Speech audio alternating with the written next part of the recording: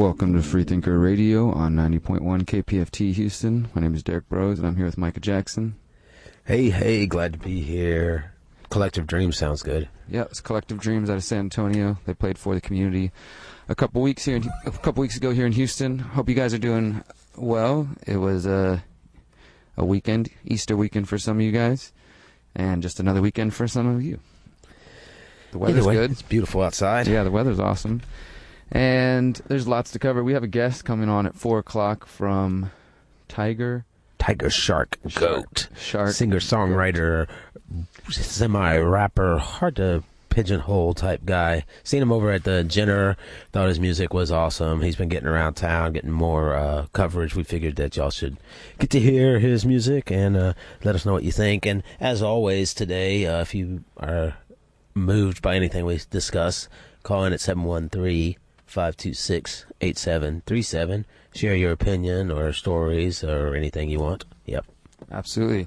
And we want to thank everyone who's been supporting us on Facebook, liking the Houston Freethinkers Facebook page and Freethinker Radio Facebook page. We just keep getting more likes and comments of support. So thank you to everyone who's doing that. We hope to continue to grow and keep being a force here on KPFT and eventually moving over to that FM dial so we can reach more minds, more hearts, and talk to the people and see what they care about, and of course broadcast awesome local music that you don't hear anywhere else.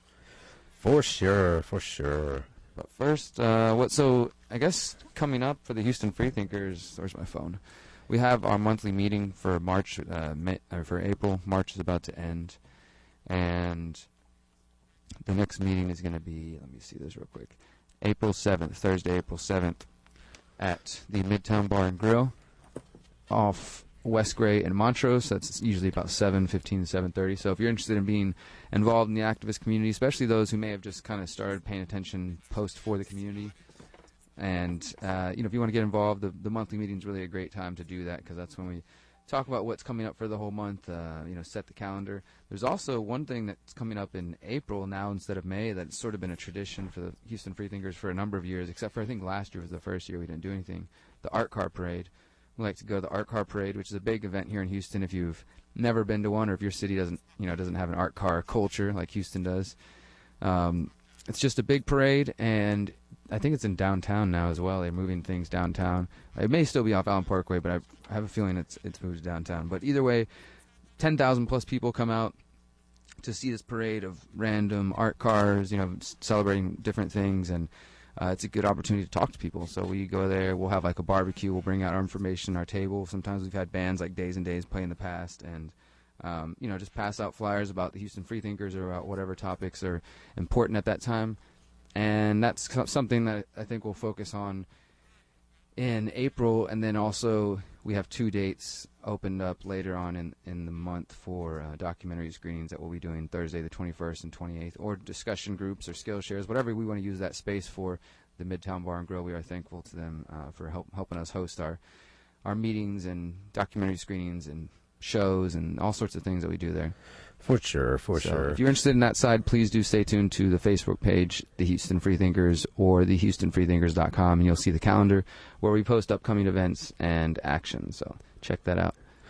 Yeah, definitely. And there's all kinds of events coming up in the short term. One that a listener told me about, and I want to make sure we get the word out on, is this Retrograde from Austin, along with Hakeem and Delegated Eroda and DJ Rock the Boat over at Super Happy Funland on the 5th of April at 3801 Polk. So I want to make sure we at least shouted that out. We may play some Hakeem later. Hakeem's come through and played some shows of ours and such. And DJ Rock the Boat's been a tremendous supporter at the last few for the communities, and does a lot of art and works with a lot of hip-hop artists, especially on the south side of town. So glad to be able to help him. And if you got any events, remember, we are happy to talk about them and attend them sometimes.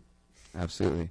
So let's get into some local news, what's happening here in the city of Houston, and then, of course, we'll start looking at what's going on around the country. And if you want to comment on any of the topics we're talking about, we do encourage you to call at 713-526-8737. The lines are open throughout the show. You can also tweet at us. Micah's at Visionary Noise, and I am at DBrosLiveFree. If you use the Twitter and you want to tweet at us, comments, questions, whatever, feel free to. This first story I want to mention is not really, political related, but it's just an interesting tidbit of information. Houston is the fastest growing city in the United States right now. Houston's population increased by 145,000 people in the past 2 years, the most of any city in the nation, according to the U.S. Census Bureau. This striking increase in population comes against a backdrop of dramatic job losses in the city and the surrounding area. So this is, we've talked about this in the past, how the city of Houston has this huge budget shortfall they're trying to take care of before June. So they're cutting different services around the city, and there's, the oil market has been hit as well, so there's job loss there. But still, Houston is a relatively cheap place to live, and there's just tons of people moving here. It says that Houston is among 4 Texas cities that together gain more residents than any U.S. state from July 1st, 2014 to July 1st, 2015, the U.S. Census Bureau announced on Thursday. Houston, Dallas, Fort Worth, Austin, San Antonio, and their surrounding suburbs account for the bulk of the state's population. And it goes on to talk about how Houston has lost more than 50,000 jobs in oil production and drilling equipment, manufacturing, and related white-collar jobs in the last 12-month period between December 2015 up to 2015, as crude oil prices plummet from around $60 to below $40. So it's interesting just to see how the city's still growing massively, although there's a loss in some revenue coming. It says the main sources of this loss and the drop in the price of crude oil is hydraulic fracking and horizontal drilling.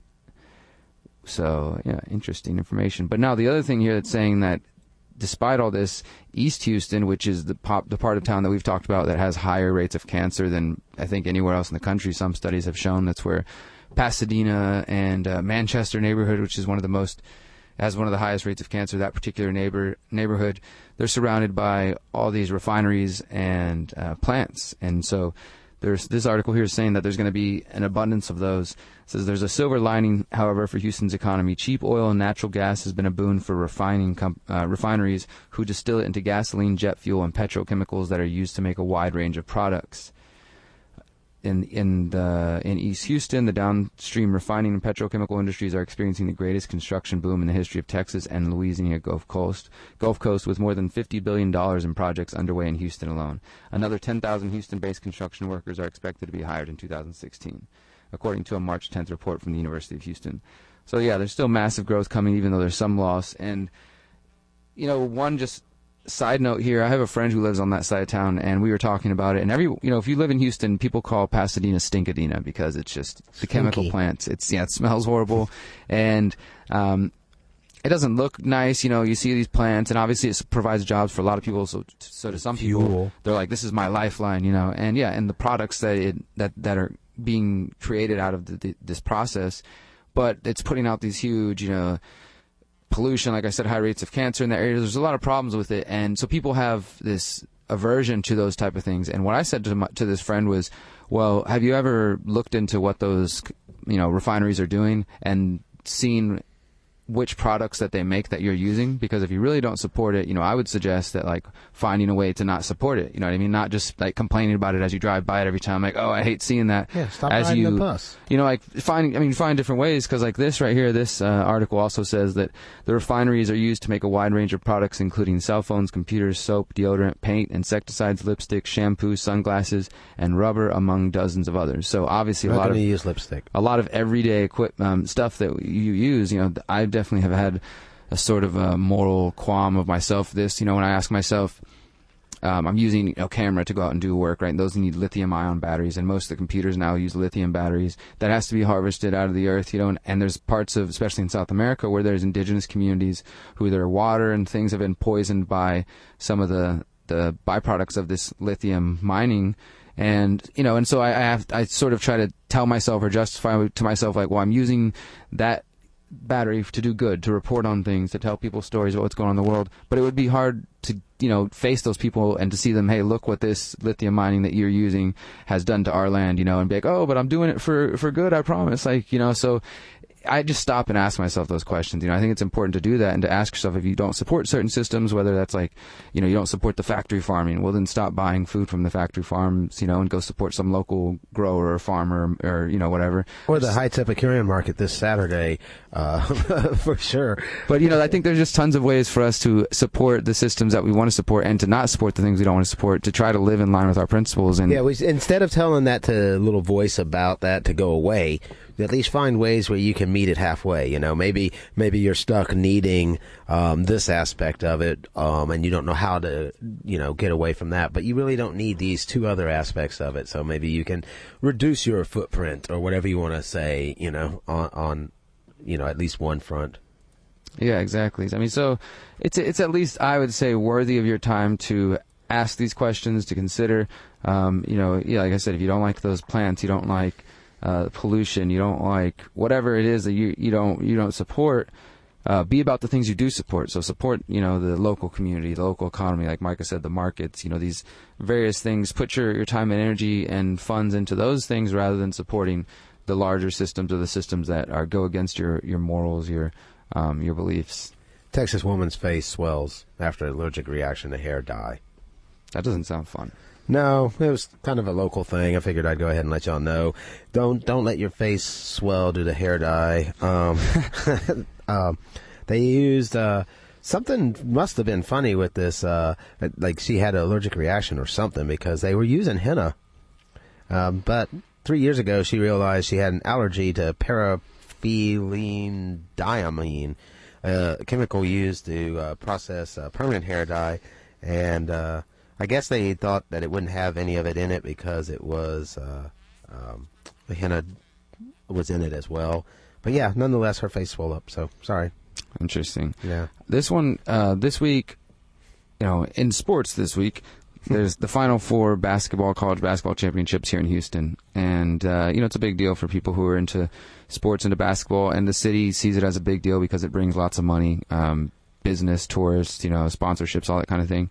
And what we've seen in other cities, though, is when these big games and events come, like, say, the various championships in soccer and football, they come to big cities internationally, like down in Brazil. How do we stay safe? They have to, they bring, well, not only do they bring usually the police state, and they'll have, like, in America, they'll have the TSA, searching people, groping people.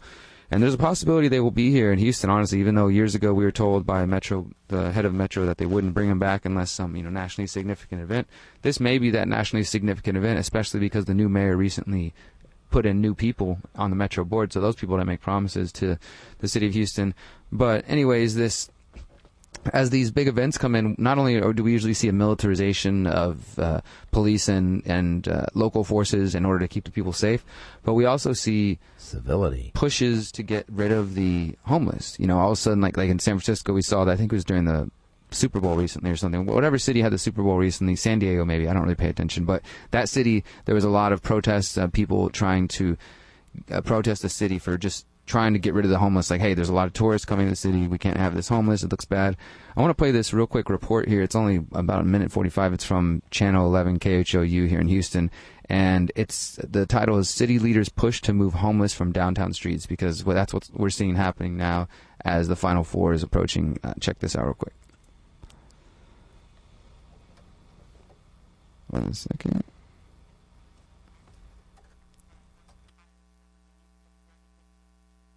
Doesn't want to seem to play. I don't hear anything coming out of it. Nope. Well, anyways, I'll just read it to you guys here. It says, with the NCAA basketball Final Four fast approaching and the next Super Bowl bound to draw thousands to Houston, some city leaders are pushing an effort to prevent homeless men and women from sleeping on downtown streets. And now this is interesting because we've worked with this guy in the past on certain issues, but Houston City Councilman Michael Kubosh says it tarnishes our image after he was shown a cell phone video showing dozens of homeless people sleeping outside across the 4-star Magnolia Hotel.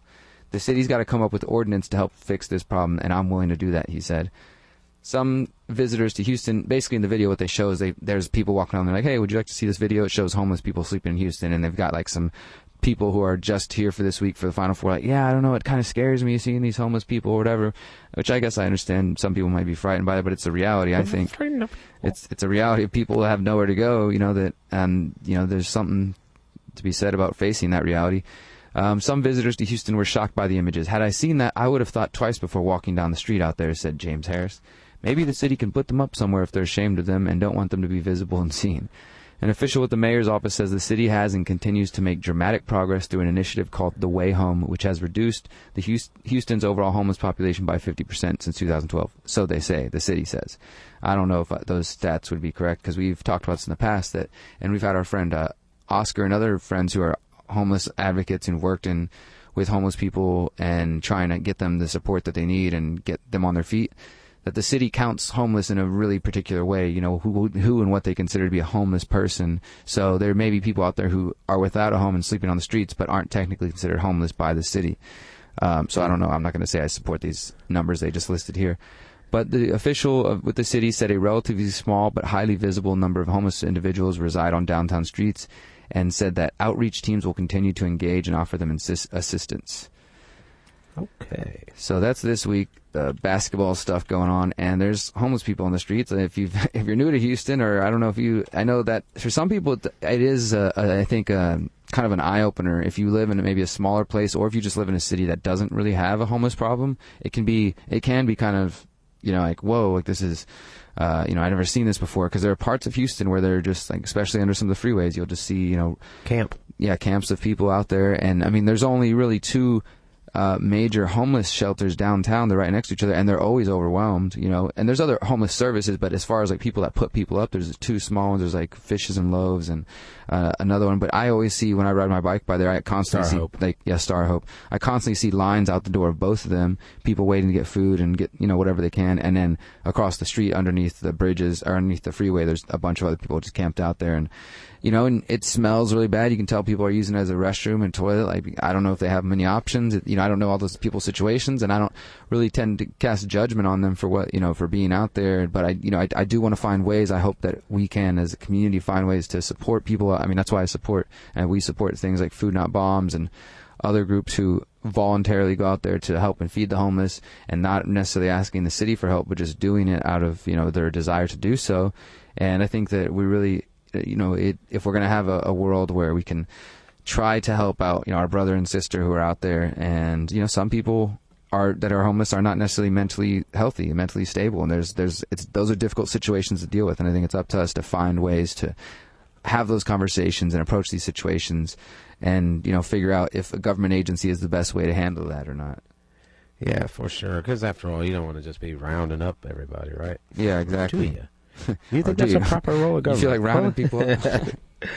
Oh, goodness. Yeah, we got a pretty exciting show today. It's more than just talking about what happens with the homeless, but this is a fact. I mean, I don't know, it's one of these things like where we go in and help other cultures, where they may or may not need our help. Yeah. What do you, how is there a line? Should all homeless people not even be allowed? Should we just not allow homeless? You're homeless, you're not allowed anymore, period. You're not allowed. Or should there be, in a free country, should people be homeless if they want? Like, maybe they don't want the whole baggage of the rest of the world. Should they be rounded up for that? I don't know. I tend to think not. But, I think that most people think that, doing good means to get people closer to living the way they live. Yeah, exactly. Because they don't want to think that they're not living good. I definitely don't support, some sort of let's get the homeless into our system type of thing. Some people might voluntarily be, like John Connor, Terminator style, being out there doing their own thing. I definitely can understand that. But for people who want help, who are looking for help, I think it would be nice if we can find ways to, to come up with creative solutions. And I think there's more than enough smart minds out there who can figure out how to approach this situation without either forcing someone into their solution, like you said, Micah, forcing them to live the way that maybe you expect them to or whatever, or, using the force of government to do it itself.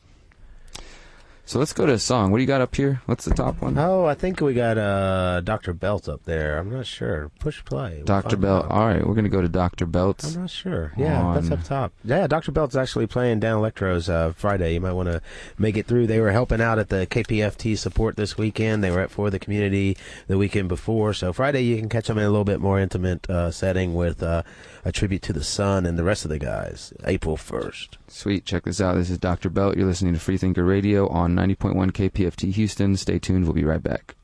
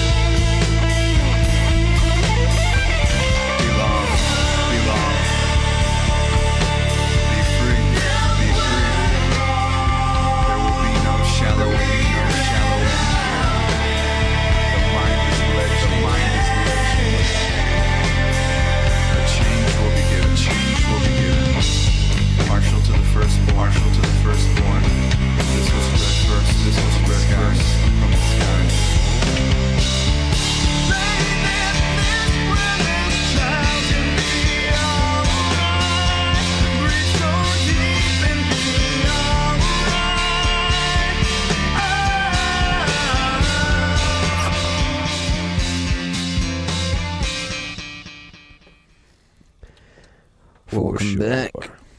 Yes, thank you for listening to Freethinker Radio, and thank you for listening to KPFT and keeping community radio alive and happening, because it is happening and alive because of you. And we are alive and happening. Word. And if y'all go to kpft.org, which some of y'all are, just to listen to our show today, there's different ways you can contribute to help ensure that this station, which is now, 46 years old, continues to be commercial-free and community radio, playing the best music and getting the word out to y'all. There's, as we mention often, you can contribute with your monetary gift. You can also print barcodes that you can use at Kroger, where Kroger will just donate money on your behalf without you spending any more. And there's other things you can do. You can invite people to like the pages, you can share the shows, et cetera, et cetera. But if you appreciate KPFT or like that there's a different opportunity, if you could do one of those things, just one, it'll go a long way, I promise. Yeah, thank you guys for the support. Did you have another local you wanted to throw out? Oh, I saw something that we were talking about. Goodness, what was it? No, I forgot. Oh yeah. There you go. This is a story from the MontroseDistrict.org introducing Montrose's first farm stand, and we were speaking about the farmers markets, things like that. And about 5 years ago, this Teresa O'Donnell was looking through the Houston Chronicle. She noticed a story detailing troubled refugees in Houston, trouble they were having finding jobs, and she realized a lot of these people had been farmers. And so they went along and created a situation that was, the idea was for a farm to be self-sustaining. Wow. These farmers selling their produce to local restaurants and farmers markets. The first year, the farmers sold about $50,000 worth of food. 3 more urban farms followed, and they're just now coming into a new stand here in Montrose that will University of St. Thomas Farm. Customers may buy produce harvested just from a few feet away.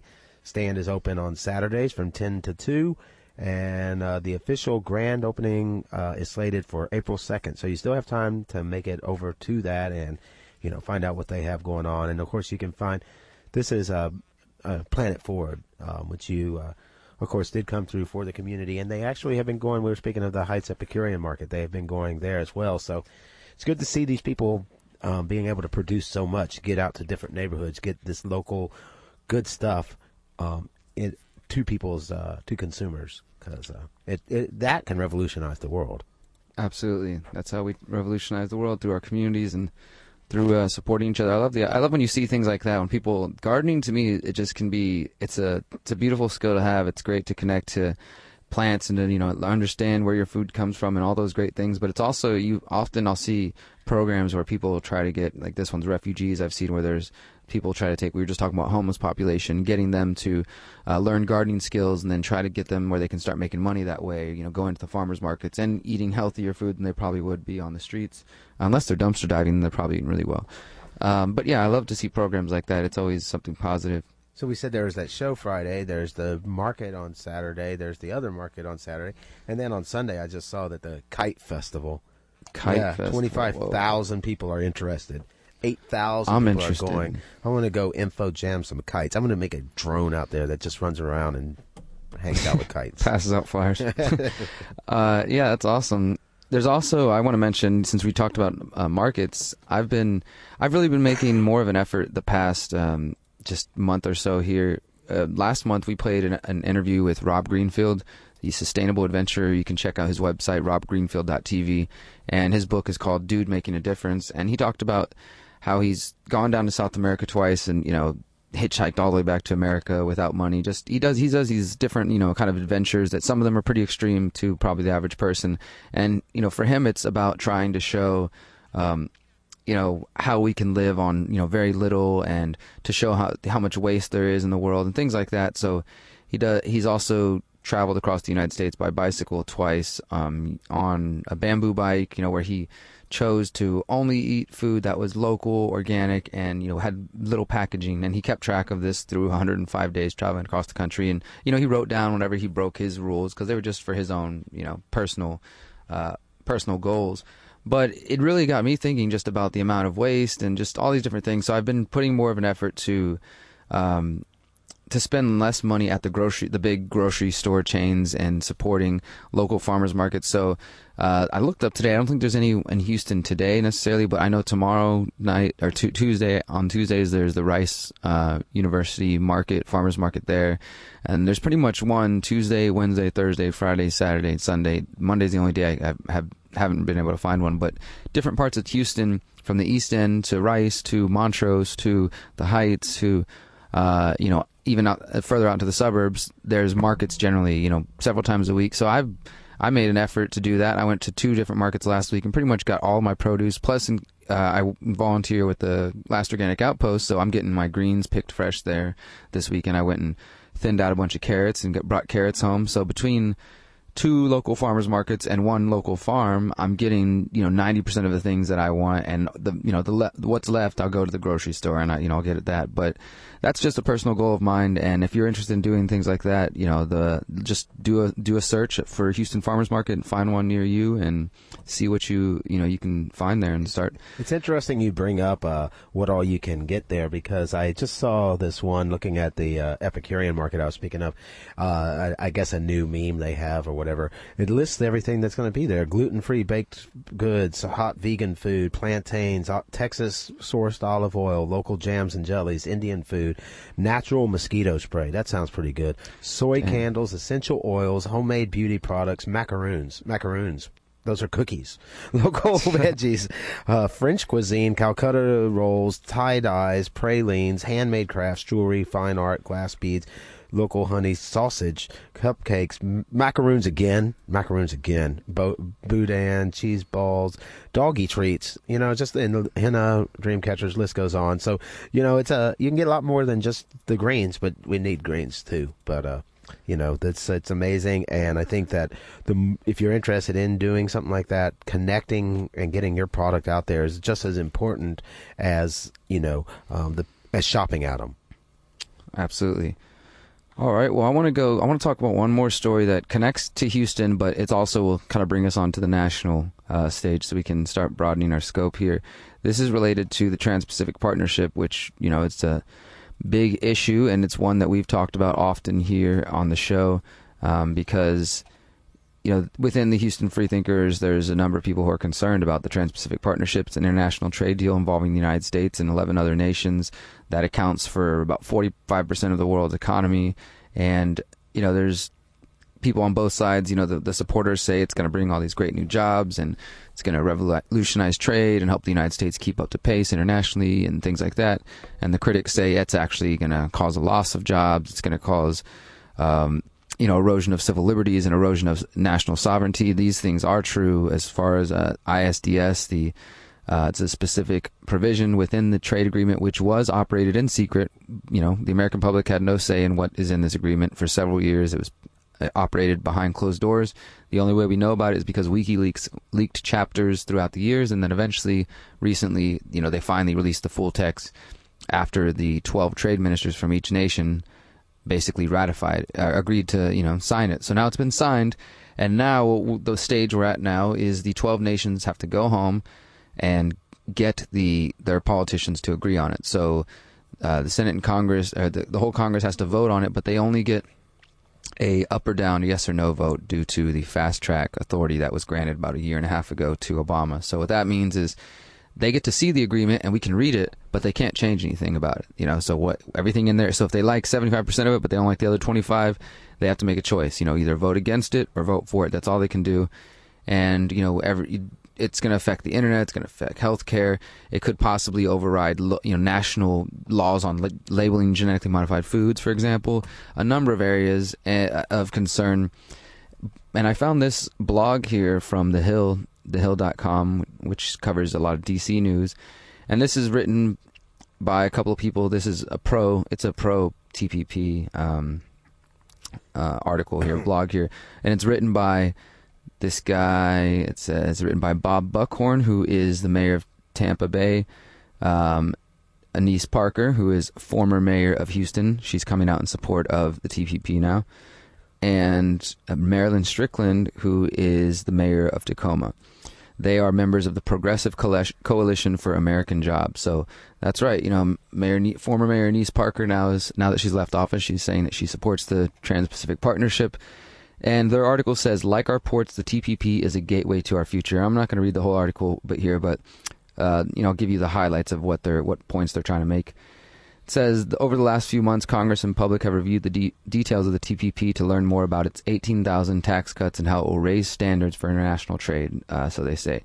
As mayors of great American cities whose ports are our nation's gateways to the world, we know how important it is to open our doors to reach the 3 billion class consumers who live in the Asia-Pacific by 2030. So they're saying, rather than close our gateways and build a fortress and retreat to the past, this tough trade agreement would set new rules to support good-paying middle-class jobs. They go on and on. Now I want to show you their numbers, and I want to compare them to some other numbers that I've seen, because this, according to their analysis, they're saying it's going to cause an increase in jobs for people.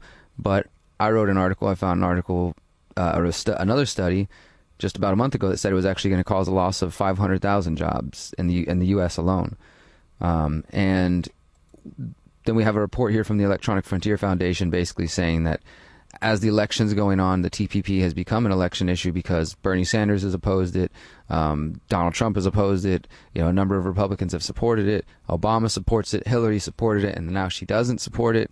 So there's, it's a big issue right now, and it's generally seen that there's, because of public backlash, so thank you to every one of you who've backlash, posted articles, went to the streets, held protests. I mean, there's been massive protests around the world. New Zealand had millions of people earlier in the year protesting against it. And because of that, it's seen as unpopular right now, so they're trying to delay it, possibly till Obama leaves office. But, and who knows, it may actually, I doubt that the people could put enough pressure to get the lawmakers to vote against it and to not ratify it, because so much time and energy has gone into this trade deal already that I feel like it's a foregone conclusion. But this article here, which I will post on, if you're on Facebook, you can go to the Freethinker Radio Facebook page and you can see our event, FTR Freethinker Radio, featuring live music by TigerShark Goat, and we're posting all the articles in there so you can make up your own mind. But this one gives a good list of how all these various nations, New Zealand, Australia, Canada, Japan, Malaysia, Vietnam, and Peru, are handling their ratification process. Which nations have already ratified it, which nations are facing resistance from their people.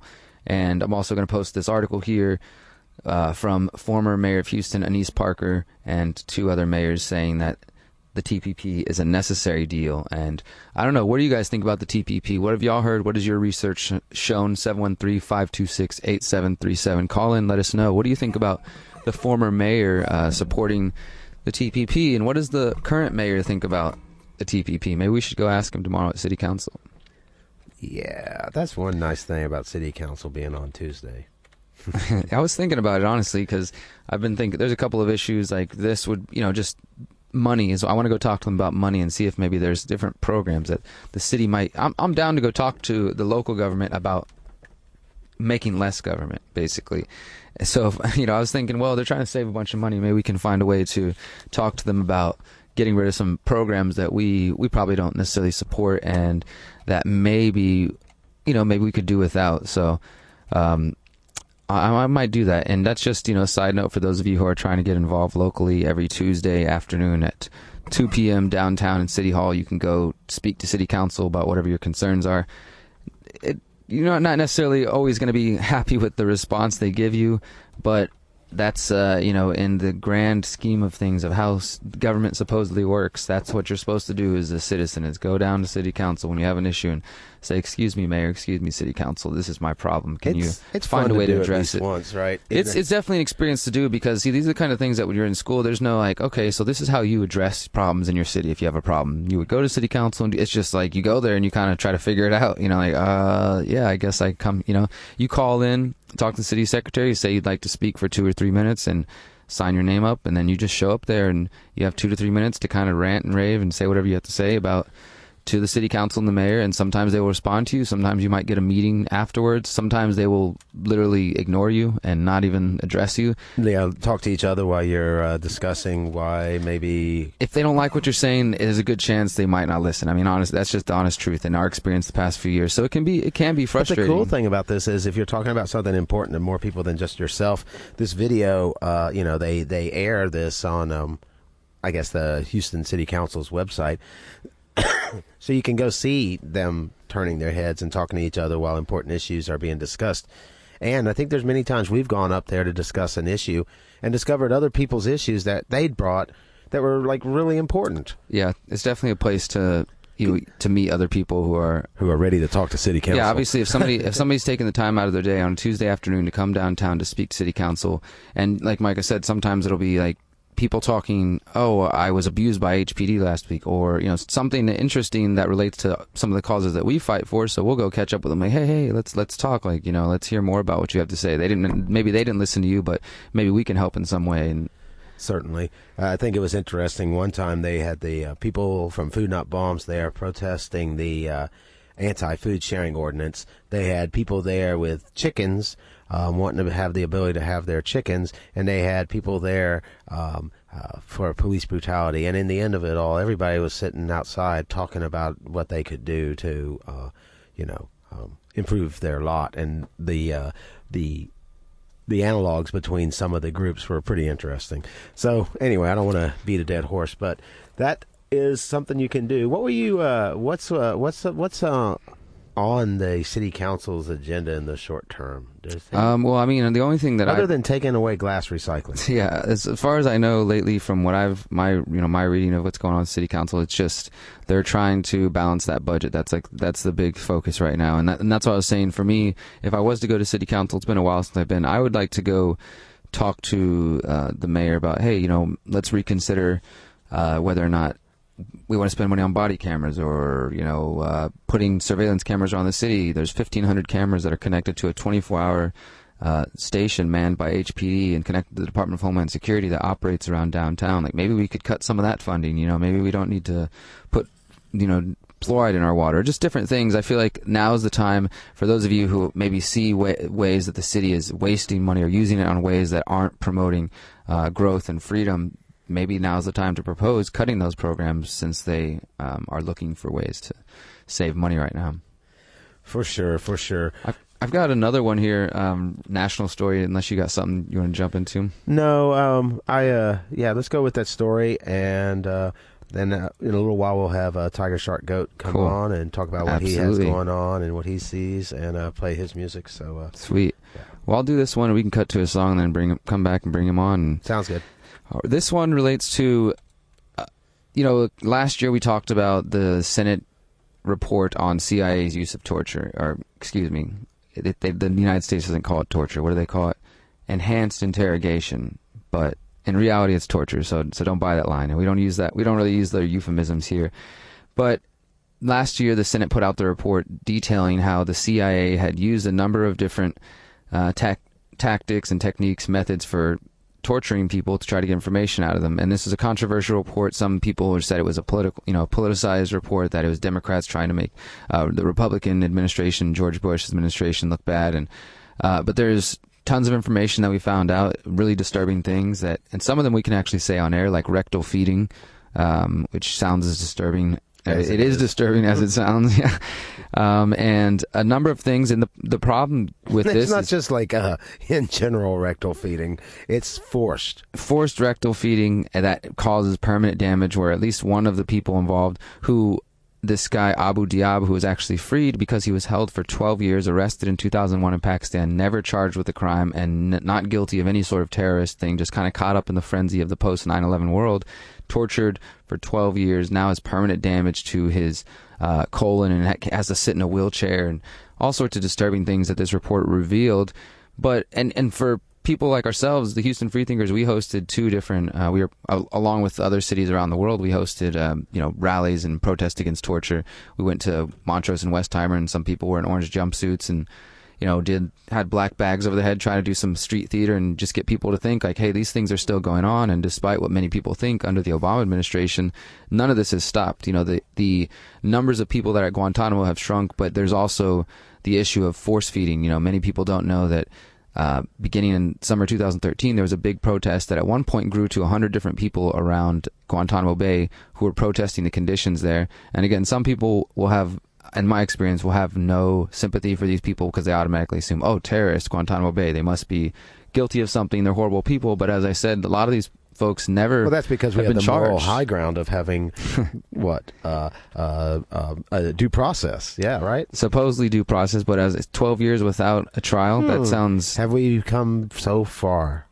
We have gotten that far where people are being locked up without much consideration. Some of these who people they are. were minors too. Yeah, exactly. There was definitely one of the first. Jose Padilla is one of the first people that got taken after 9/11. That was a young man, and there's a number of stories, and I know a few of the names. I've kept up with this, but so for those of us who are paying attention, the Senate report comes out and like, oh wow, I remember just reading and digging, and there was maybe a news story for a couple of days, and then it was just gone.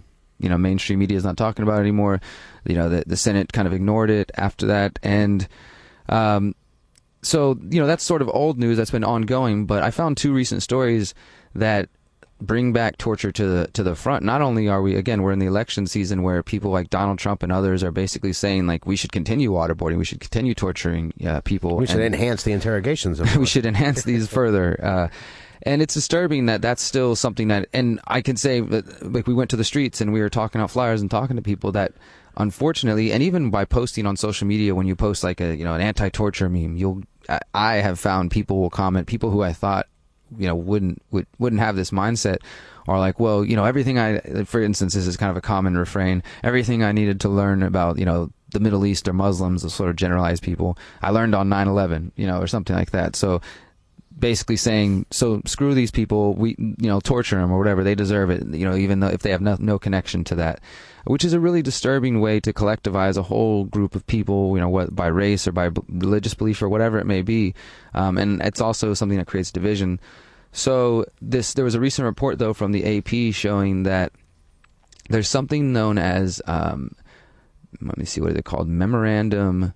Appendix M. Appendix M, which is a part of the Army Field Manual. It's a 10-page section. The Army Field Manual is a federal rulebook that guides government interrogations and supposedly banned torture after 9/11 attacks. But there's also the issue of Appendix M, which is a controversial section that has been heavily criticized by human rights advocates. The Associated Press reports that the UN Committee Against Torture has expressed specific concerns about two sections of the field manual. First, they say that Appendix M permits detainees to be limited to 4 hours of sleep every 24 to 30 days, 24 hours for up to 30 days, or more with permission. Doing this amounts to authorizing sleep deprivation, a form of ill treatment, and is unrelated to the aim of preventing communication among detainees, said the UN committee. The other section they say they're concerned about aims at, quote, prolonging the shock of capture by applying goggles or blindfolds and earmuffs to generate a perception of separation. The UN committee said recent scientific evidence indicates that this can cause a state of psychosis. So, yeah, despite what the United States would like you to believe, the United States government, and despite the silence from most of the American people, torture is still alive today in 2016 and has been under the last two administrations. And unless, there's some radical changes to be done, then this will probably continue into the next presidency, regardless of who that person is. Unfortunately.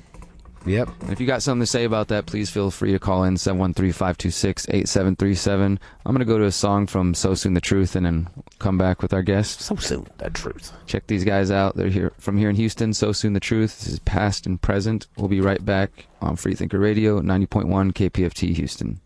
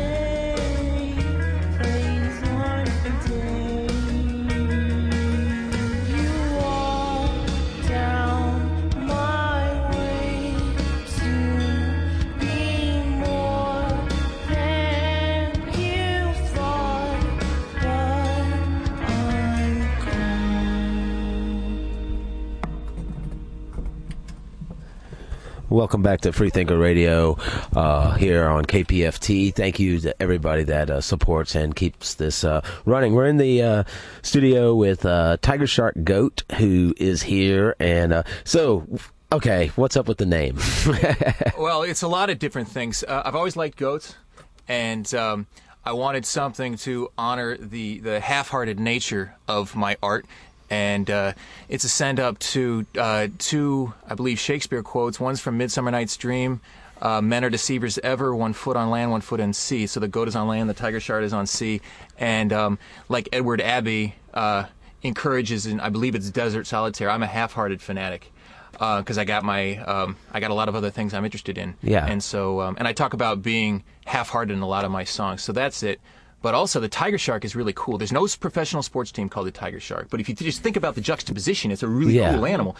And it shakes its prey just like an animal in air does to break its spine. Nice. And with the viscosity of water being what it is, that takes a lot of force. Yeah. So the TigerShark's really cool.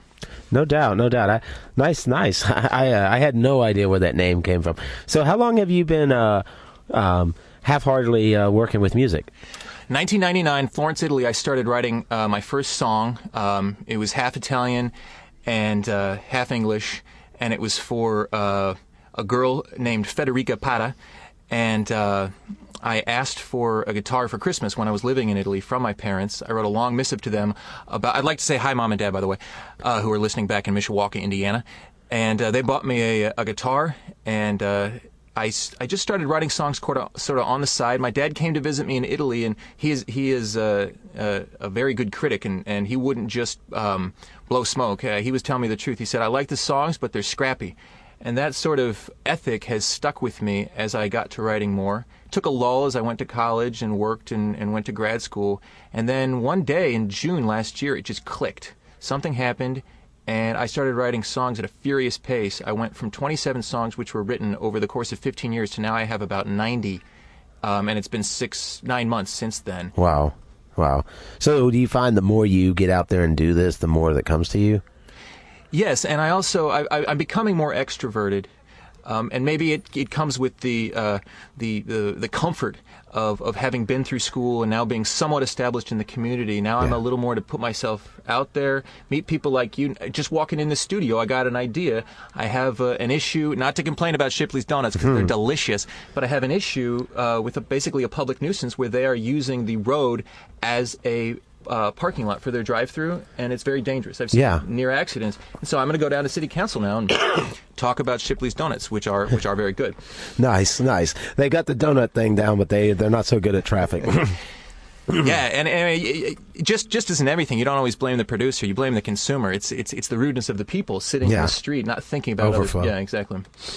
Well, that's you're definitely an interesting person. Been around the world, gives you stuff to bring experience to your songs. As you said, you've been through school, and so as an artist, it sounds like in some ways you're just starting to come into your own and take your stride.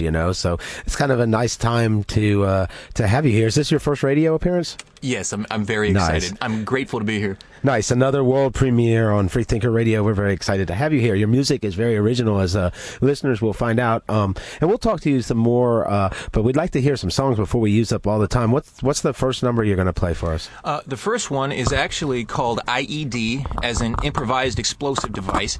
And I chose it because when I walked in the studio, you were talking about terrorism, and in many ways, I'm just a guy who likes the way words fit together, but this is sort of an insurgency song in that, and I'm not a bitter person, but my stuff is very improvised and done on the cheap. And I am the improvised explosive device as an insurgent to give, perhaps, I like to think in a somewhat arrogant sense, an alternative to the torture of listening to some of the mainstream stuff that you hear on the radio. That sounds good. So here we go. Music's IED.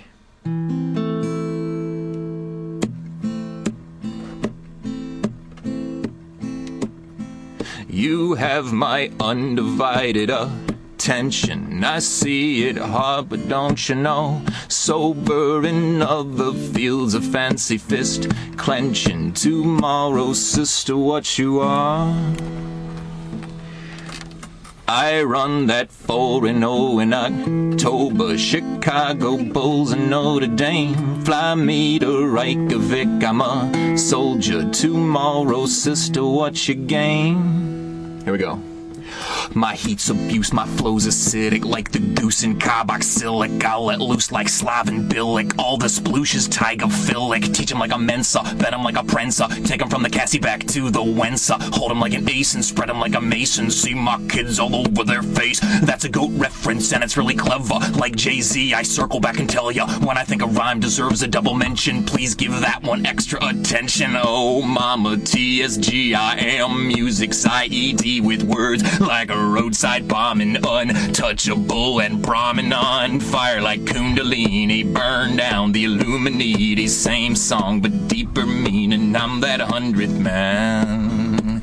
I'm 200 pounds, but I run like a dark horse. Judy Creek flow in the Judy Creek golf course. From out of nowhere, heat like a point source, sharp as attack, so I cut pretension. Colorado proud like Jackie Swaggart, well endowed like Dagny Taggart. So magnetic, I'm a space-time dragger. Navigate freely in the fourth dimension. Licentious like Dominique Strauss-Kahn, contentious like an MP in Taiwan. The thought policing I bear down on precludes the requiem for dissension. Sense the invisible like a Geiger. Broke my muse and now a guider. Teach y'all a lesson like Daniel Tiger. Not gonna stop till there's full retention. I can bring flow like hydraulic fracturing. I can get ice like carbon capturing. I'll make Teresa forget her rapturing. Tell me whose words bring hypertension. Oh, mama, TSG, I am music's IED with words like a roadside bombing, untouchable and Brahmin on fire like Kundalini. Burn down the Illuminati. Same song but deeper meaning. I'm that 100th man. It's been too long since I blowed and shared the gift I've been bestowed. My sincere apology to the music industry. Without my words is dope, it's sickened. 5 long years I leapt, it's stricken. Now I'm back, the plot has thickened. Now I'm back, the pace has quickened. Back like Michael from the minors, back like I'm a 49er, back like Marshall's West Berliners. This is for the disincliners, I'm the one you don't want to lose. When my words have been reviewed, 25-year plans refused, mental crutches disabused. I'm the one you've been waiting for, had convention like a all the way from here to 4. Didn't pay but she begged for more, 6 ways from here to demolish. Administered with nonchalance, reconditioned her response, made her X on my Provence. I say forget it, do it lively when you know things that precisely. You might think that tax unwisely, oncely bitten, twicely shicely, back like Hobbs and Edmund Dawn. On my terms just like I want, though it seems it's been to taunt. I'm the genre's Coleman Dawn. I'm out of bounds like a broken arrow. Wear my crown like an old sombrero. Beaten down with the straight and narrow. Snap back like a mime. Take us home. TigerShark goat got TigerShark grit. TigerShark wrote with TigerShark spit. TigerShark tote when he wanna get lit. TigerShark poke when he wanna get it. TigerShark owns a dragon and a griffin. TigerShark bones when TigerShark stiffin. TigerShark Jones, but only for TikTok. Make a shorty scream like an early Hitchcock. TigerShark rims on my Buick. Cliche rhyme that ends with do it. Put up a fight and watch me ruin you. Giving you licks like I was Winnie the Pooh in you. TigerShark boots in the TigerShark rain. TigerShark dose in the TigerShark vein. TigerShark flow in the TigerShark stage is trenchant words from an old soul sage. Speak the truth though it be hard. Don't call reality a canard. Don't take the blue pill in the red pill coat. Don't fear the sheep dressed in wolf clothes. Look for alternate intentions in unneeded interventions. Here's the secret to my slaughter. Sail the world on an inch of water. Oh, mama, TSG, I am music's IED with words like a roadside bombing, untouchable and Brahmin on fire like Kundalini. Burn down the Illuminati.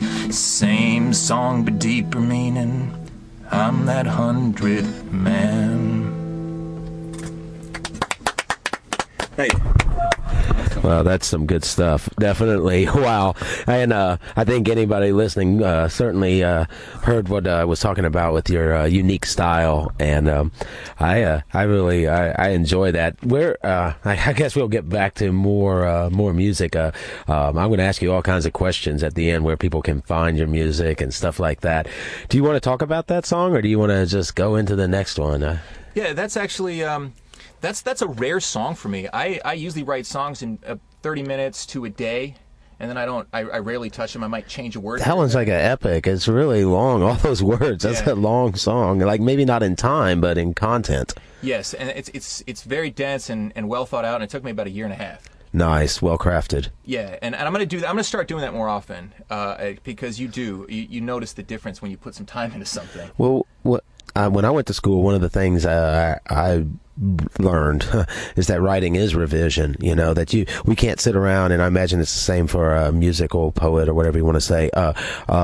You can't sit around just waiting for the angel to descend. There's other times, you know, besides the insightful moment, and that I think that applies not just to music and art, but just to any sort of creative mindset. That there's times where you have that insight, and then you spit it out, you hack it out as best you can, and you try to give it some craft. But if you come back and you look at it, you can start to really put that craft on this insight. And that song's epic. I think I heard that out on your own website, TigerSharkGoat.com, and I think most of what you're going to play here is there. It's a wealth of Tiger Shark Goat, and it was really nice because I'd only heard these two songs from you to begin with, but when I found the website, I was like, all right, there's so much more, and you know, it fits together. Obviously, when you're listening to it, you can tell that it's crafted by one artist, but there's just you go so many different ways with what you create that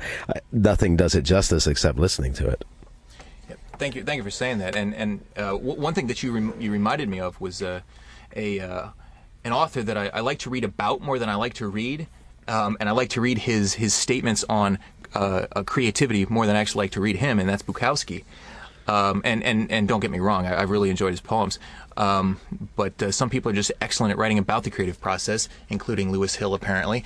But yeah, his comment was, "You wait. You don't force it. You wait, and when it's there, you will know it, and you don't grasp it too hard." Yeah. I think it's one of those things, a little bit too much panic, it flutters away or something, you know. Yeah. So, yeah. What do you got up next for us? All right. Well, I'm gonna show the softer side of Tiger Shark Goat. And this is a love song. And it's called Nobody Sleeps in the Flag. My roommate and guitar teacher, Will Zorba, and the only reason I can play, you know, this kind of stuff, like...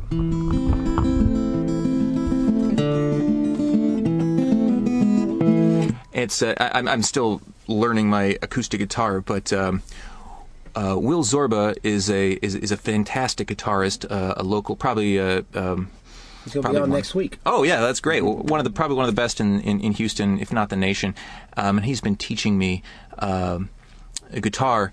And this particular song is not going to get into very technical guitar stuff because I'm still not quite comfortable enough to play that on the radio, although there's a little bit of finger picking. But it involves a story with him. He has a flag in his apartment, and he was urging me at some point, probably during a creative session, to just curl up and go to sleep in the flag, in the bed. And I said, you know, nobody sleeps in the flag. There are no bedspreads with the flag. And we're so patriotic, you would think there'd be a flag bedspread, but it's because it reminds you of a coffin. And so I said, nobody sleeps in the flag. And then, the songwriter alarm went off, and then I wrote this song in 30 minutes. Nice.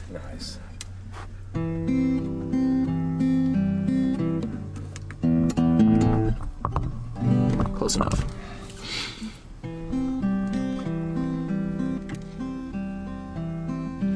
Old quarter horse, golden dome, prom king and I'm going stay. Nobody sneaks into Rome, nobody sleeps in the flag. I'd call the gods out by name, Lord, if I only had time. I traded fortune for fame, Lord, I was way out of line. Only God knows what was right, but maybe I could shed some light on situations far beyond control before they got to gone. Hold my spirit through the law, pin my heart against the wall, 'cause my cribs and ribs and fibs, they weigh a ton. Some simple games last too long, like thermodynamics and tag. I sold my soul for a song, but I'd never sleep in the flag. Only God knows what was right, but maybe I could shed some light on situations far beyond control before they got to gone. Hold my spirit through the law, pin my heart against the wall, 'cause my cribs and ribs and fibs, they weigh a ton.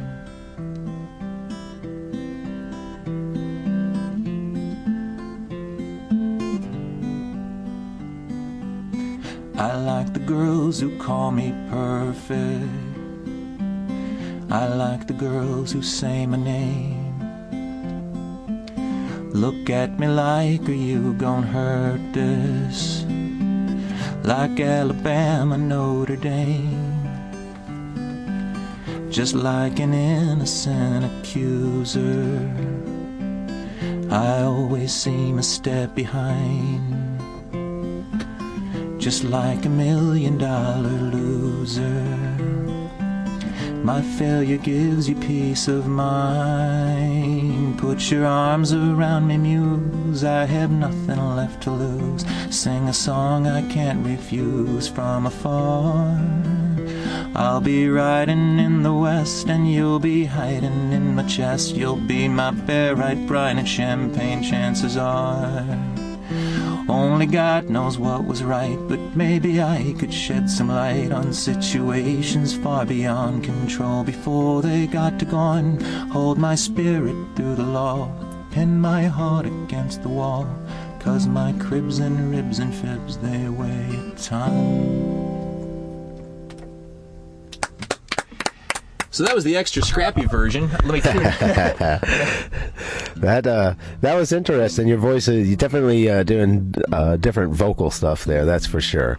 So much more folky sing-song approach there. Definitely takes me back to hearing some of the stuff from I guess a few generations back. Yep.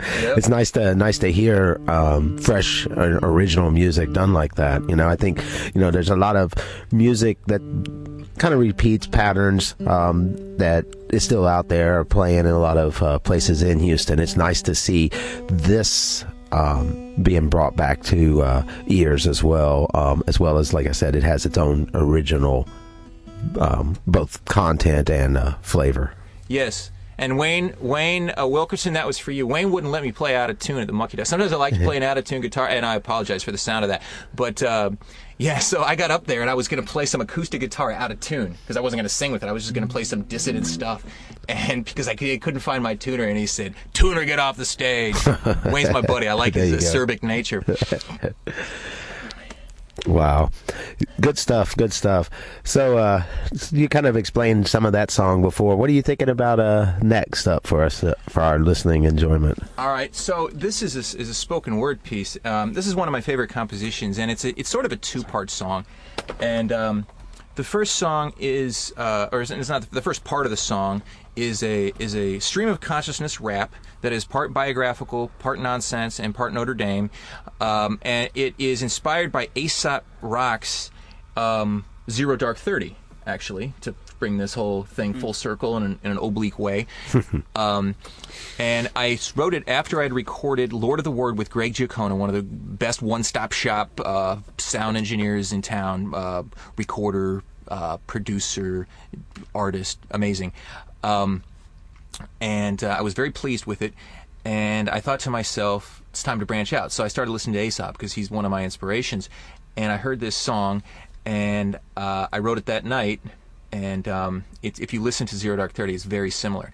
But then the way the song ended, it ended with a reference to 1987 and Harry Truman, Doris Day, to Timmy Brown. Timmy Brown, one of the best memories of my life is watching Tim Brown return 2 punts against Michigan State, which basically solidified his Heisman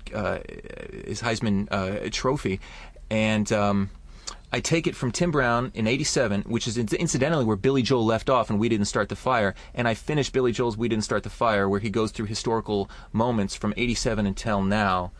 And some people have attempted to continue We Didn't Start the Fire, which is a great example of songwriting, historical songwriting, from '87 to the past. And I think I've done probably the most earnest job because I try to keep the syllabic consistency. But of course, I don't know of all of them. I've searched on YouTube for others, but that's what this is. Nice. So this is a special treat for y'all. I hope y'all enjoy. And for sure, if you're listening to this on the archive, please go ahead and share it out and share it with a link to TigerSharkGoat.com so that other people can enjoy this wonderful music. Sharing is caring, and who doesn't want to turn their friends on to some great art and originality? We get to choose the culture. We don't have to accept it from on high. So pick what you like and share it. All right, here we go.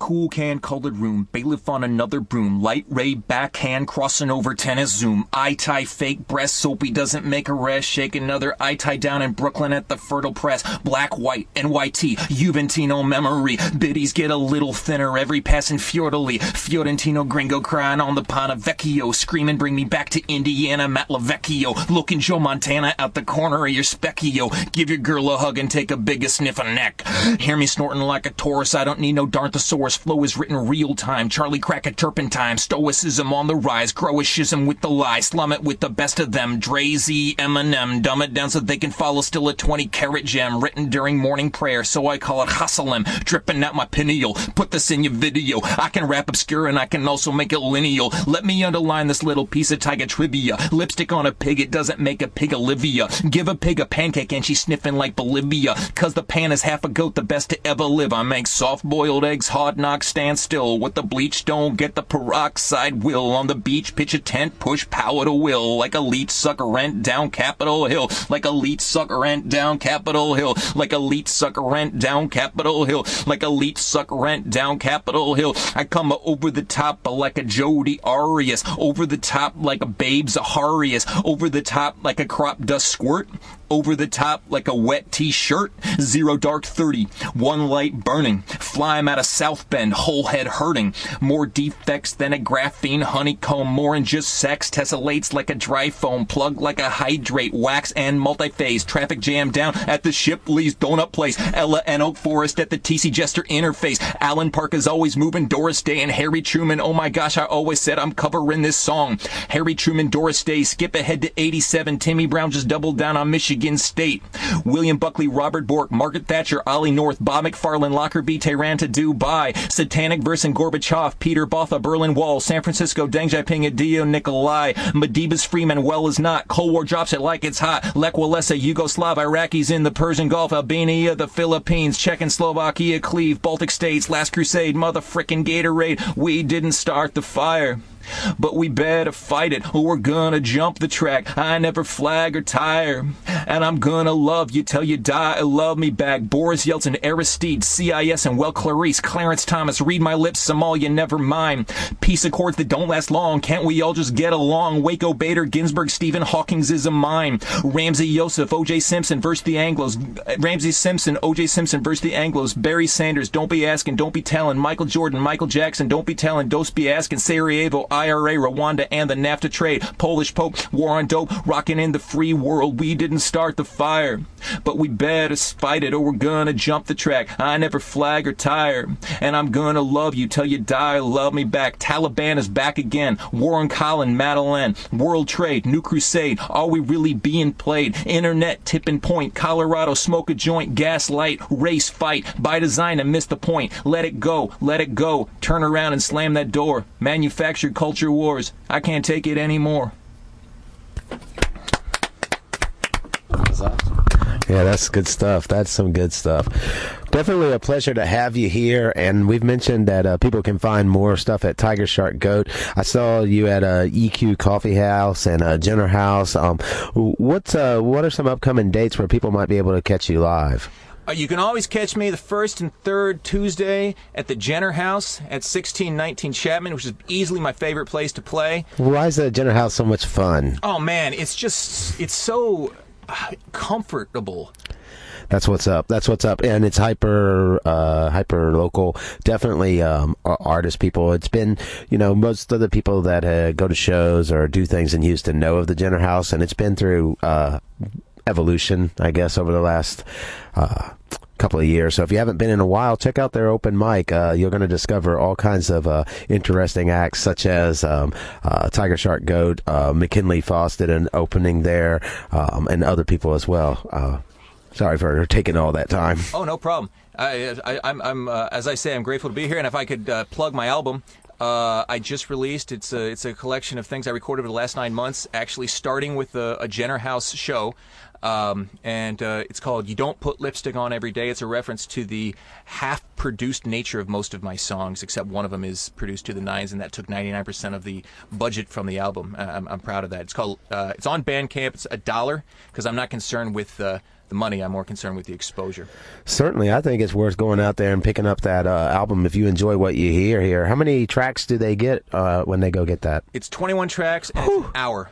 I mean, 21 tracks. Do you hear how much this guy cranks out in like 3 tracks? Okay, so $1 for 21 tracks. It's happening. It's right there for you, and you could help this man realize what great craft he has, because when everybody goes and gets it, he's going to be like, oh my goodness, how did this happen? I'll tune my guitar next time, Mom.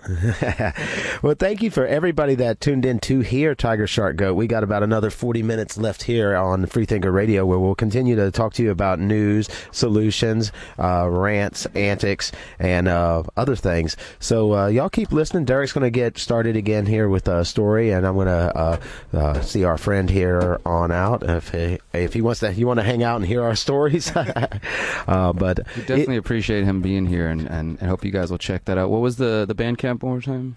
It's TigerSharkGoat.bandcamp.com, and "You Don't Put Lipstick On Every Day" is the name of the album. You Awesome. don't put lipstick on every day is the name of the album, because that approaches the half-hearted nature of his work. And I tell you what, man, a buck, that's some half-hearted stuff. He wants you to get it. He don't care if you pay or not. Just get out there and get it. Otherwise, he'd ask like $21. 21 songs. I mean, It's pretty goodness awesome gracious. deal. Definitely check that out. Yeah, so if y'all are interested, we're looking forward to next week. He mentioned Will Sorba. Will is an amazing guitarist. Every time we've had him on a live show, he just wows people. He was mentioned in an article by an interview with some people from Funeral Horse, and his album was listed as a top 10 albums to this. I think it was the guitarist from Funeral Horse, which really amazed a lot of people, because they didn't know who's this guy. I guess they thought he was a metal guitarist or something. So it's nice to see people getting out of their comfort zone, mixing with different stuff, because none of us are that simple. If you look at our collections, we got a lot of different stuff, and we liked something before we even knew anything about genres. So thank you to everybody that's open-minded, and respect to everybody that helps us to get this to new listeners, because this is what is happening now.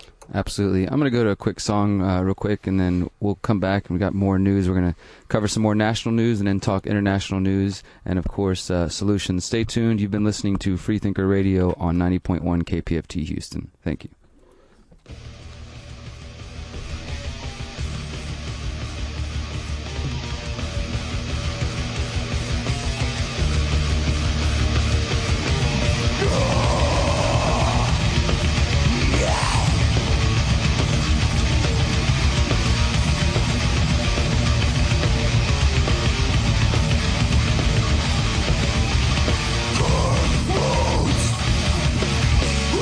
Mountains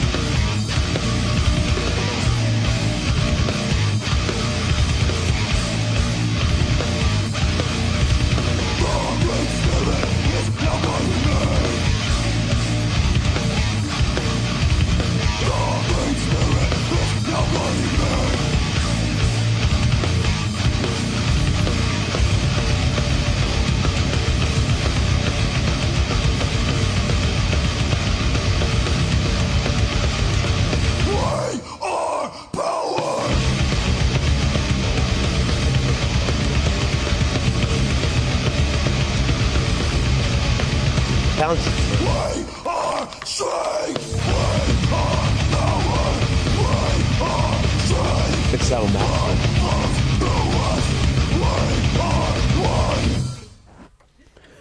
Woo, that's some energy. Heck yeah. Who was that? That was Monankari. That was me screaming and yelling. You can find us on Monankari HTX bandcamp.com, and that's the only song we have out right now. That's Rebirth, and you got all the lyrics up there. And Yep, lyrics are there. You can check them out. We're on Facebook and all that stuff, and we should have a brand new lyric video, which I'm really excited about. Probably possibly by the end of the next week or so. It's getting better and better, and thanks to Justin Jezowiski, who is a graphic artist. His stuff is Reckless Aesthetics. If you're ever looking for graphic art, he's a cool dude. Yeah, for sure. That video looks pretty good. I can't wait till y'all drop it so we can see the impression it makes on everybody. Yeah, I'm excited because the songs. I love the song, and music is one thing, but when you get an awesome video, especially like this is a lyric video, it's not just going to be like music of us, like a video of us playing.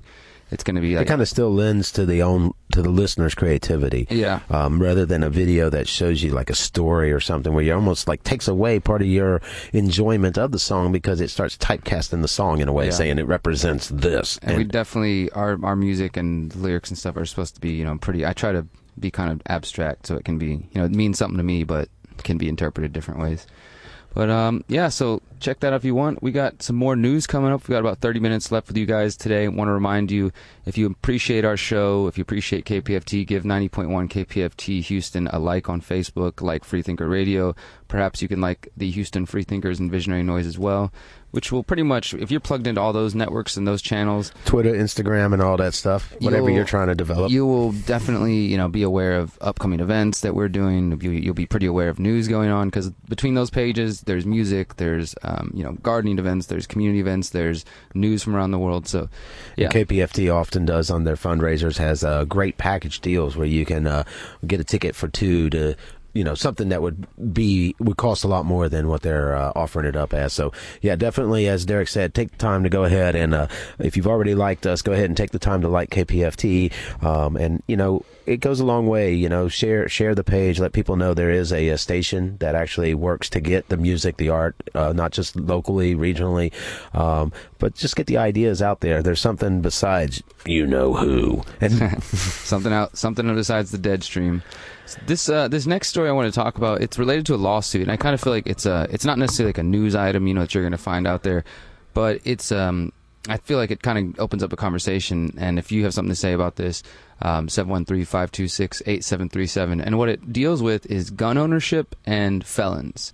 So it says nonviolent felon brings gun rights class action lawsuit. The federal government violates the Second Amendment rights of nonviolent felons by misconstruing gun regulations, claims a Nevada man in a federal class action lawsuit. Barry Michaels says that he was convicted of a nonviolent felony and completed his sentence more than 5 years ago and hasn't committed any crime since, isn't a fugitive from justice, and meets all conditions for owning a firearm. But he says he hasn't bought a gun because he fears criminal prosecution, which he claims deprives him of his Second Amendment rights. Of course, if you're a felon in the United States, you're not allowed to own a weapon, and if you are a felon and you get caught with a weapon, you automatically get federal time. I'm a felon, and so this is why it caught my eye originally. He's suing U.S. Attorney General Loretta Lynch and Thomas Brandon, head of the Bureau of Alcohol, Tobacco, Firearms, and Explosives, the ATF, on March 15th, claiming that they unconstitutionally apply Section 18 of the Gun Control Act of 1968. He says that the law does not prevent law-abiding citizens from buying and owning firearms and ammunition. The act, he says, is only intended to prevent violent criminals from owning firearms, and his conviction was for a nonviolent felony, as is many people. Like, for instance, people get caught with cannabis or something. They have nonviolent, maybe they have too much and never threatened anybody's freedom, never stolen or hurt anybody, but they chose to have a certain amount of a plant that the state deems up past a certain arbitrary level. And now their civil right to be able to defend themselves and our nation, against tyranny is taken away. That sounds kind of tyrannical. So his lawsuit proposed his federal prosecutors would put him in prison if he obtained a firearm. As I said, it's illegal for felons to own a weapon. The lawsuits, well, at least most weapons. The lawsuit's proposed class is comprised of all U.S. citizens convicted of nonviolent felonies and who completed their sentences more than 5 years ago. I fit that. Committed no crime since and are not fugitives from justice, were not dishonorably discharged from the military, and are not addicted to drugs or adjudicated mentally ill, are not on parole or probation, are subjected. So, I mean, yeah, basically if you just stay out of trouble, maybe you committed some crime. I went to, got charged 10 years ago, and it's been over 6 years now since getting off parole. So there's a lot of people in that, and they change their lives around and just do their thing, right? And there's nothing wrong with them. They're not a threat to anybody, but yeah, you still can't own a weapon. And if you say you try to go the black market approach because you really want to protect your family and you're like, you know what, I need to have a weapon in this house. If for whatever reason the cops ever decide to come to your house and you as a felon are there and there's a weapon, I mean, like I said, you will be arrested and treated like a criminal for trying to protect yourself or defend yourself. So yeah, if you fit those categories, there's a class action lawsuit for people. Get in on that. How can they? I'm not really sure, but I imagine if you look up this guy, we'll post the link here. If you want to look more into this, but his lawsuit says that, or his complaint asks several questions, including whether current enforcement of the Gun Control Act, quote, amounts to legislative determination of guilt in violation of the U.S. Constitution, and whether it violates the Eighth Amendment protections against cruel and unusual punishment and Fifth Amendment due process rights. He also wants the Nevada federal court to determine whether nonviolent felons are entitled to, quote, the same presumption of being law-abiding citizens as ordinary citizens, and if there is any basis for concluding that citizens convicted of nonviolent felonies who have been crime-free for 5 years would become a violent offender if allowed to own a firearm. So basically he's saying, like, why, should we be held to this arbitrary class of people and action when there's no evidence that, that these individuals are going to be prone to violence or that they should not have a weapon. But just some interesting stuff. I don't know if anybody listening is a felon or has family members who are felons, and people, for one thing, there's so many laws out there that you don't have to really be that word. I think having a felony maybe years ago, and to some people it probably carries some weight because it sounds really dangerous and scary, but the reality is there's so many laws now, and the majority of people in prisons are locked up for nonviolent drug crimes, that there's so many people out there who have felony charges, and they could be 5, 10, whatever years old, and maybe a whole different life they live. They turn their life around, but you still wear that mark. And generally in society, this is one thing I had to deal with before I started working for myself, is like, you go to work for someone, you go to apply for a job, right? And as soon as you tell them you're a felony, it's like all of a sudden you're just... They don't want to pay you more. You're less than a person, They're not like, hey, I've been waiting to hire a felon. They're usually not, because of just the guy I've been looking for. It's sort of like a cultural thing, I feel like, because when I first got out, like, I had to, I went to so many different jobs, and the only jobs available to felons, and people wonder why some people maybe go back, like, hey, I could just sell drugs and make more money than this. Like, it was like... It's estimated that 5.85 million people in the United States, 2.5% of the nation's voting age population, cannot vote due to a felony conviction. Exactly. I mean, it's just the amount... It's more than Houston. The amount of felons is ridiculous. And so when you hear that, it doesn't necessarily indicate a violent, horrible person, that you should be afraid of or that isn't worthy of a job. So I would go to jobs, and the first job I got afterwards, it was like literally I had to ride 2 hours from one side of town to the other on buses, and it was only for like 4 or 5 hour shifts, a couple days a week, but that was pretty much all I could get, and then after applying several places, eventually it would be the first thing I would say when I'd meet somebody, hey, I have a felony. Is that going to bother you? Because I'm a hard worker, blah, blah, I can do whatever, but like, let's just get this out of the way. If that's an issue for you, I'll go home, because it gets old after a while. But I've tried to figure that out, and I really think it is a cultural thing, because the average person, like the numbers Micah just said, more than likely you either have a felon in your family or you're connected by certain degrees to somebody who has, been to prison or jail for some nonviolent crime. So if we understand that these things are not really that, horrible, it's more a product of the system, then why do we treat people differently when we find out that they're a felon? We don't want them to vote. Yeah, why don't they have the right to vote or to own a weapon? How else are you going to keep that stuff illegal? If all the people who broke the law and did it voted for it to be legal, well, it'd be chaos. We'd all be like doing what we want. We'd all be free. We'd all be free. Oh, what's up with that? If you got anything to say about that, 713-526-8737. And of course, this is statistics bearer that this is disproportionate along the lines of race and such, as you can imagine. Slightly more than 15% of the United States population is Hispanic, while 20% of the prison population is Hispanic. And 13% of the U.S. population is African American, yet African Americans make up 38% of the American prison population. So, yeah. Interesting stuff there. This next one I wanted to mention is related to local and national. It's from the 10th Amendment Center, which if you've never checked them out, they're a good organization.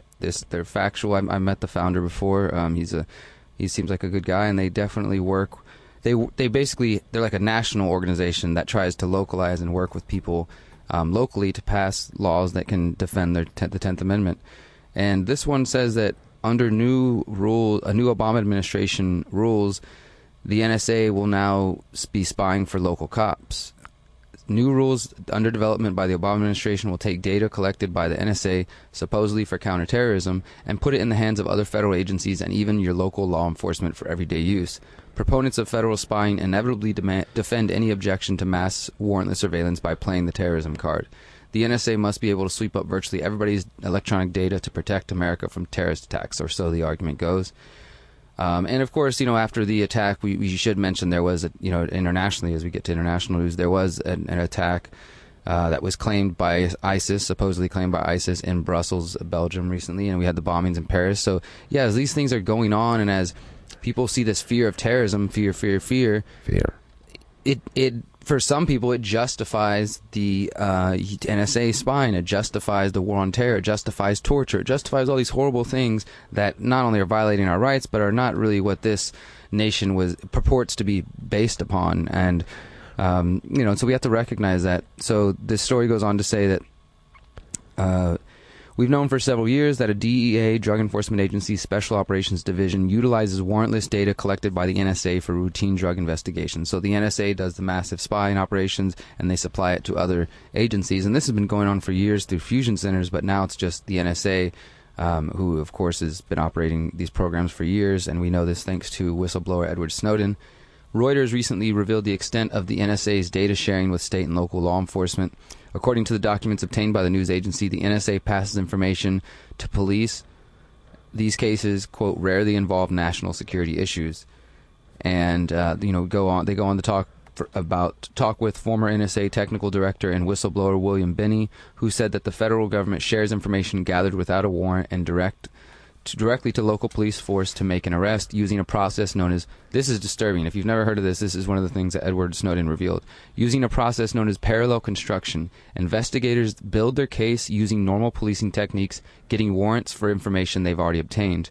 The process serves to hide the illegally gathered information, creating the illusion of legitimate case. So basically what you have is the NSA supplying information to local departments or various agencies, and they use parallel construction, which essentially just means making up their own story, saying, oh, we gathered the information through these techniques, through good old police work, and they completely hide the fact that it was supplied from federal agencies. And that's apparently legal. Parallel construction, look it up. And Washington Post columnist and author Radley Balco, who wrote a great book about the rise of police militarization, the rise of the warrior cop, you may have heard of it, he says that parallel construction is, quote, a bureaucratically sterilized way of saying a big stinking lie. And William Binney, the NSA whistleblower, says it's the most threatening situation to our constitutional republic since the Civil War. The fact that they can just pretty much lie and make up things, make up where they're getting the information. So posting this article to you as well, along with all the others, if you're following along on Facebook in the Freethinker Radio Facebook event. And, of course, all these stories will be in the sources, the show notes, once we post the link. Yeah, for sure. There's all kinds of events going up. I've been mentioning a lot of them. One, just to change the mood a little bit, they're going to show A League of Their Own. Where? At the Houston Public Library outdoor movie on the Library Plaza on Thursday. What day do Food Not Bombs work? Food Not Bombs meet Monday, Wednesday, Friday, and Sunday nights, 7 o'clock or 8 o'clock. You can find them, Food Not Bombs Houston, on Facebook. But yeah, they meet Monday, Wednesday, Sunday, downtown library. Yeah. So it looks like they're going to start doing and I know they're looking for volunteers. For sure. Yeah, that's a way to, one, get out and do something, and two, find a solution other than the state solution. We're always happy to work with and help those people, and we're happy when we find people that actually, that's a, how do I put it, a key issue to them. If that's a key issue to you, then you definitely need to get connected with those people.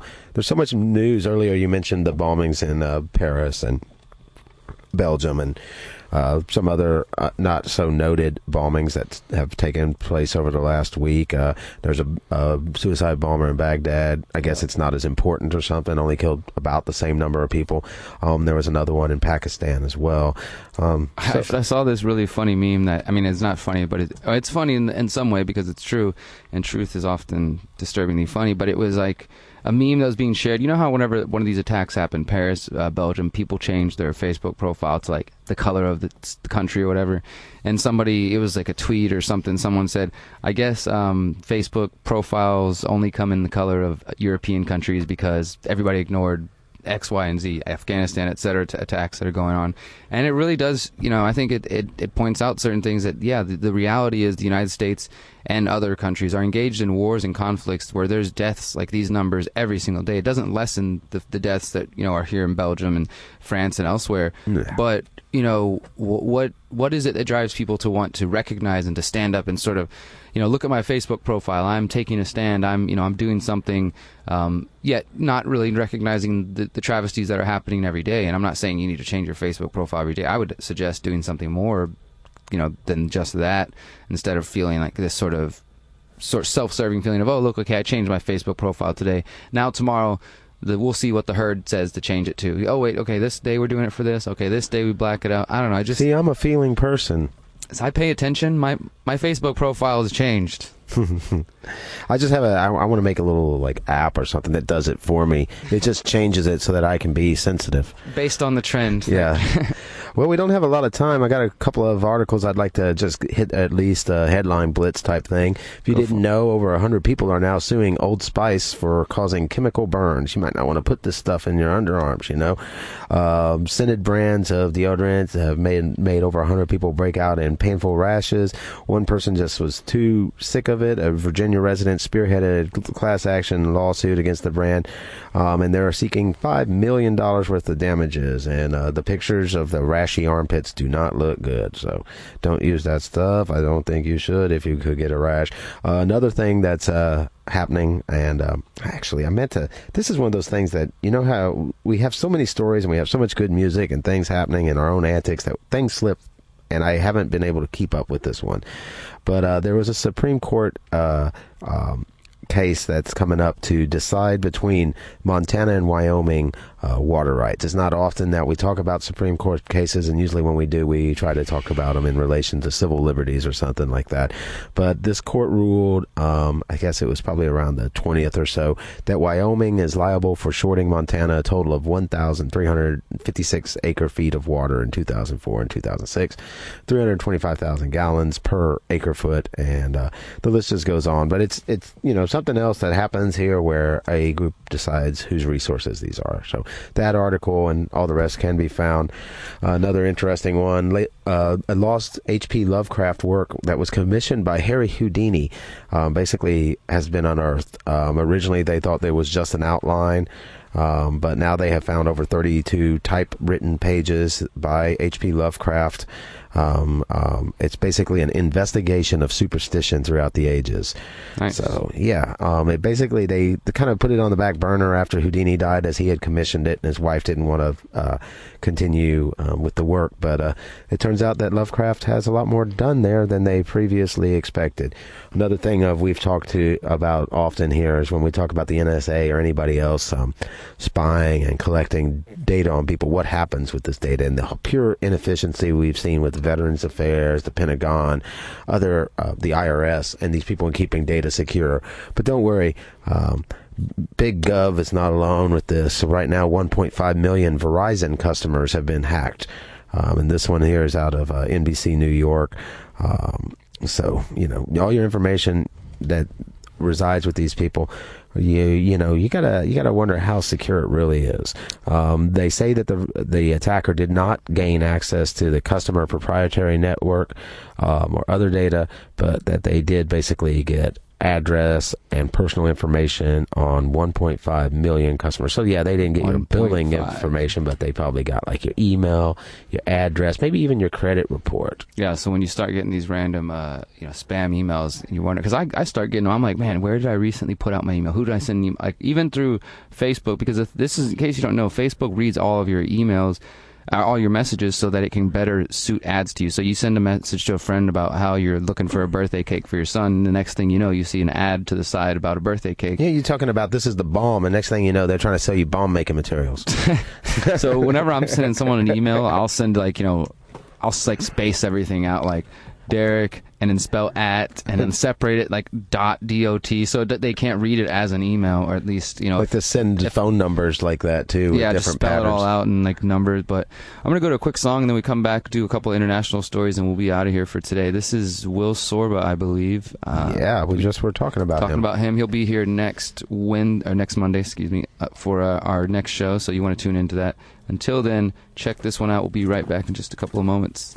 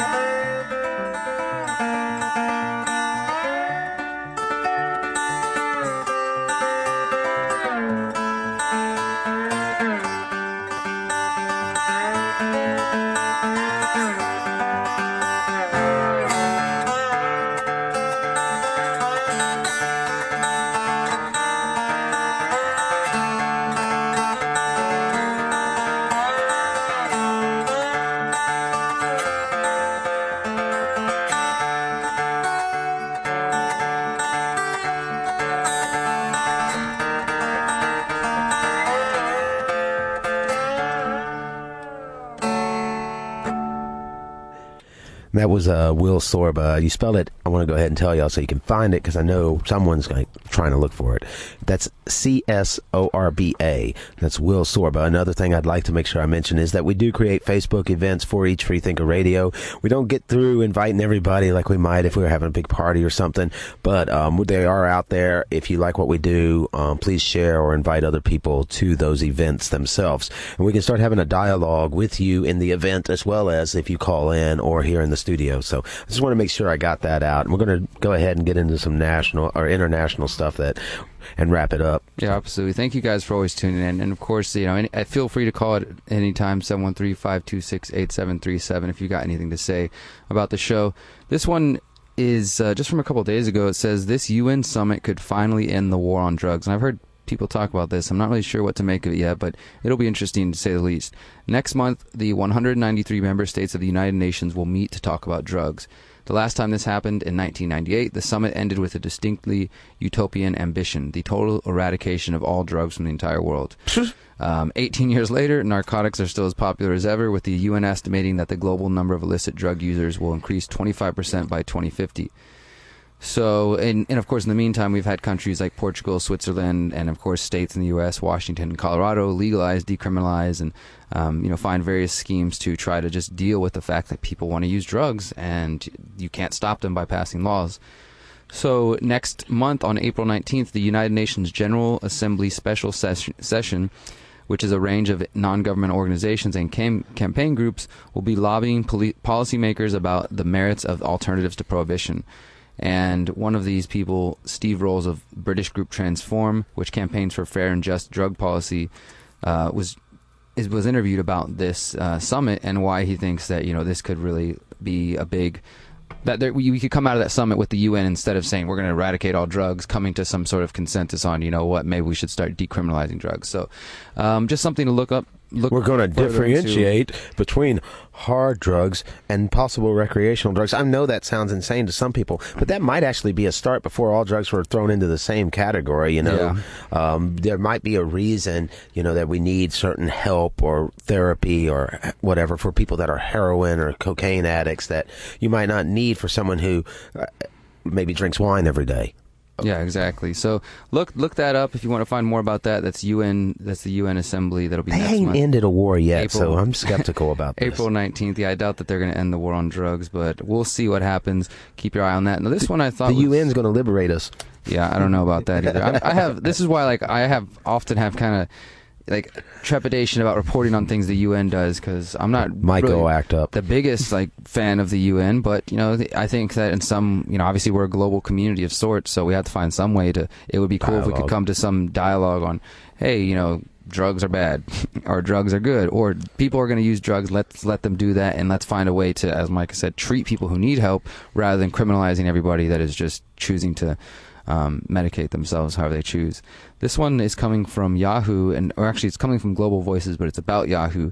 And Yahoo released a report, and this report details the first time that the Russian government has asked them to remove a user's content from the internet. And apparently the U.S. and other nations do this all the time, but this is the first time that Yahoo at least has said they've received 6 requests.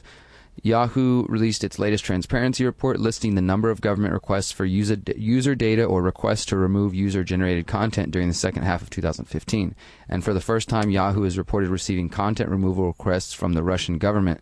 The transparency report says Russia's government agencies submitted 6 requests to remove content between the months of July and December 2015.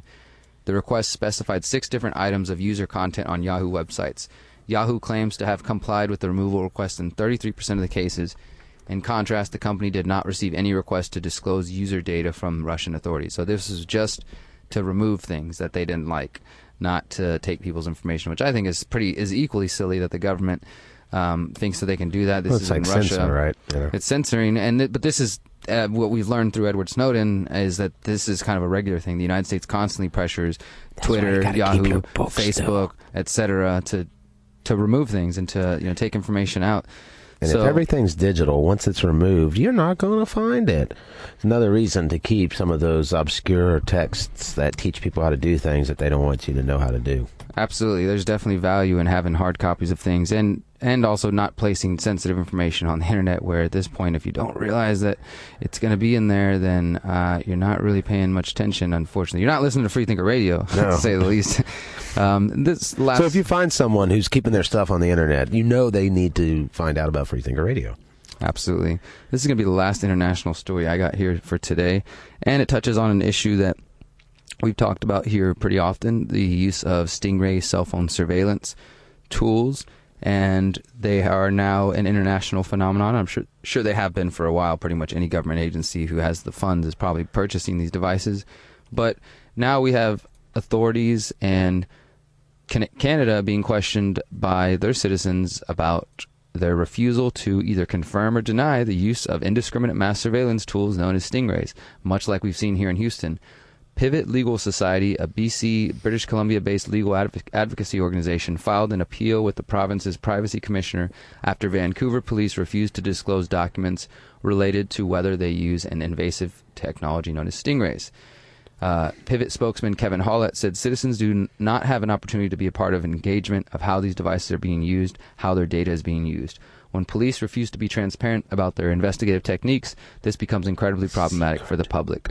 So read this, find out, and it should come as no surprise that government agencies, police agencies in the United States and elsewhere are using these devices bought with your money, taken through force, taxation, and using them to spy and monitor on you. So, I mean, this is the reality, the situation we're living in. This is America. This is the world 2016. If you want to do something about it, get involved locally. If you're in Houston, you want to do something about it, go to the HoustonFreethinkers.com, go to the Facebook page, like the Houston Freethinkers, like Freethinker Radio, like Visionary Noise, and find us. We want to get involved. We want to work with you guys. We want to build a community that can have dialogue, have conversations, pursue solutions, and find that common ground, that all-important common ground that we can build upon. So, I think that's what we got for today. Anything else, Mike? I got 1 minute of insane headlines. A woman's home was demolished after a Google Maps error, and this was here in Texas. The demolition crew basically destroyed the wrong house after Google Maps gave the wrong directions. Cool. Yeah. Detroit basically is turned to making community college free. And the Navy's new $4.4 billion ship is a big, shiny waste of money. That's right. This destroyer that's been on the books and designed for the last 20-something years, 600 feet long, will cost at least $4.4 billion a piece. Originally they were supposed to make 100 of them, and now they're down to like 3 of them. All these stories and more you can find. Australia says Mozambique debris likely from that missing flight 370. That's from Routers. So all these stories and more than we can cover are out there. I did want to talk to y'all about 18 mind-blowing uses for aloe vera, but there's just not enough time, so y'all will have to read up on that one on your own. And I hope you tune in next week for Will Sorba and all the other antics and news and solutions that we can bring you. Absolutely. We'll be putting all those stories in the show notes for the archive. You can find those immediately at kpft.org/archive, or you can wait till Wednesday and they'll be on youtube.com/Houston Freethinkers. Thank you guys for always tuning in and supporting us. We'll be back next Monday, 3 o'clock Central. And remember, you are beautiful, you are free. If you can hear this, you're listening to Freethinker Radio on HD3 90.1 KPFT. Peace.